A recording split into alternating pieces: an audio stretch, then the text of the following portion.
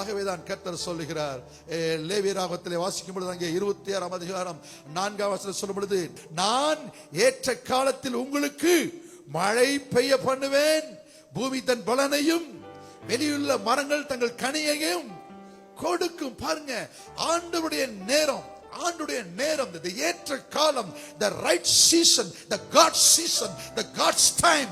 தேவனுடைய நேரம் உங்களுக்காக எழும்பும் பொழுது கர்த்தர் உங்களுக்கு மழையை பெய்ய பண்ணுவார். உங்கள் விளைநிலங்கள், உங்கள் மரங்கள், உங்களுக்கு இருக்கிற செடிகள் பழங்களை கொடுக்கும்படிக்கு, பலன்களை கொடுக்கும்படிக்கு, உங்கள் வயல்நிலங்கள் வயல்களிலே விளை அப்படின்னா உங்கள் வேலைகள், வயல்னா உங்கள் வேலை, உங்களுடைய அனுபவம், உங்களுடைய குடும்பத்தில் தேவன் எல்லாவற்றையும் பெருக செய்கிறவர்.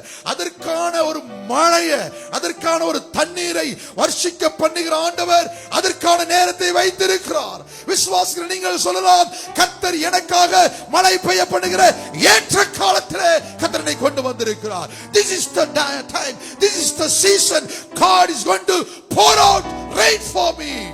எனக்காக மழைகளை பெய்ய பண்ணுகிற காலம். இந்த கோடை காலத்தில் நீங்கள் விசுவாசிங்கள், கோடை காலம் ஆரம்பிக்க போகிறது. நான் சொல்கிறேன், எவ்வளவு வெயிலின் தணிக்கை, வெயிலுடைய கொடூரங்கள் இருந்தாலும் கர்த்தர் உங்களுக்கு ஒரு குளிர்ந்த சூழ்நிலையை, குளிர்ந்த காற்றை அனுப்புவதை போல இந்த மாதங்கள் கர்த்தர் உங்களுக்காக பூமி உங்கள் பலனை கொடுக்கும்படிக்கு, வெளியுள்ள உங்கள் மரங்கள் எல்லாம் கனியை கொடுக்கும்படிக்கு கர்த்தர் உங்களுக்காக மழையை பெய்ய பண்ணுகிறார்.